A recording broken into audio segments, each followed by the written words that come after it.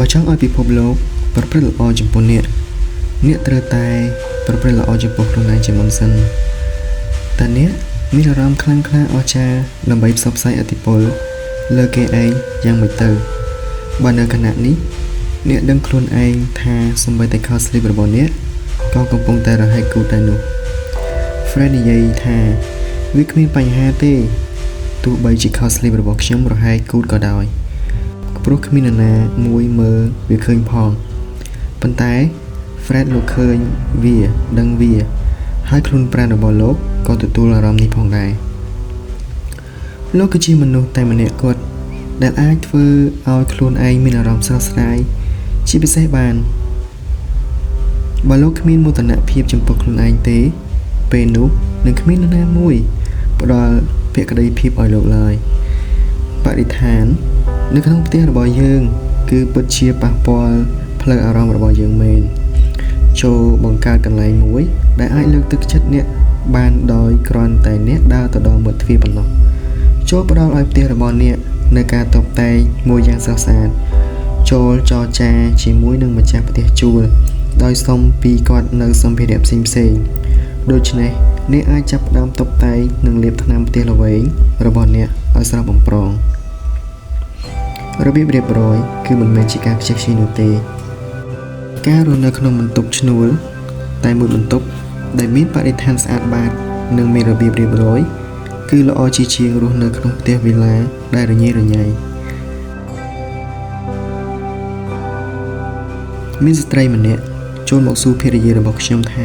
Julie តើខ្ញុំអាចធ្វើអ្វីបានបើខ្ញុំមានលុយតែ$20ប៉ុណ្ណោះដើម្បីតុបតែងបន្ទប់ Julie ឆ្លើយវិញថាអ្នកស្រីទិញអំបោះទៅចូលរីករាយនឹងអ្វីដែលអ្នកកំពុងតែមានតែគ្នាយើងប៉ុន្មានអ្នកដែលធ្លាប់ដាក់សែនផ្លែប៉ោមនិងផ្លែចេកនៅក្នុងចានផ្លាស្ទិកចាស់ហើយមានស្នាមឆ្កូតគ្រប់កន្លែងថែមទៀតផងខណៈដែលចានថ្មភ្លឺថ្លាបែរជាចាក់សោទុកនៅក្នុងទូទៅវិញពេលយើងស្រាប់ទៅយើងទុកចានភ្លឺថ្លាទាំងអស់នោះឲ្យកូនរបស់យើងហើយពួកគេធ្វើឲ្យវាបាក់បែកដោយមិនខ្ចីខ្វល់អ្វីឡើយឥឡូវខ្ញុំចង់ផ្ដល់ដំបូន្មានឲ្យលោកអ្នកទៅចុះបើលោកអ្នកមានរបស់ស្រស់ស្អាតចូលប្រើប្រាស់វាឲ្យបាក់បែកដោយខ្លួនឯងទៅខ្ញុំមានមិត្តម្នាក់គាត់ទិញឡានមួយម៉ាក Volvo ហើយគាត់ចង់រក្សាវាឲ្យល្អដើម្បីលក់ទៅវិញបានថ្លៃដូច្នេះគាត់យកកម្រាលពូកចាស់ៗមកគ្របលើកៅអីទាំងអស់របស់ឡានវាជាគំនិតល្អមែនប៉ុន្តែនៅពេលអ្នកជិះឡានថ្មីនោះអ្នកមានអារម្មណ៍ហាក់ដូចជាកំពុងជិះលើម៉ាស៊ីនបោកខោអាវអញ្ចឹងខ្ញុំរៀនច្រើនណាស់ពីភរិយារបស់ខ្ញុំ Julie អំពីបញ្ហាទាំងអស់នេះទស្សនវិជ្ជារបស់នាងគឺថ្នាក់ថ្នមខ្លួនផ្ដល់អាហារបំពន់ឲ្យគ្រប់គ្រាន់ដល់ខ្លួនប្រាណរក្សាផ្ទះសម្បែងឲ្យស្អាតបាតពេលនោះអ្នកនឹងមានអារម្មណ៍ថាជីវិតរបស់អ្នកដូចជាមានរាសីហើយទទួលបានប្រសិទ្ធពរជ័យពីទេវតានេះគឺជាសម្ដីរបស់នាងរបស់នីមួយៗតែងតែជាឥទ្ធិពលទៅលើគ្នាទៅវិញទៅមក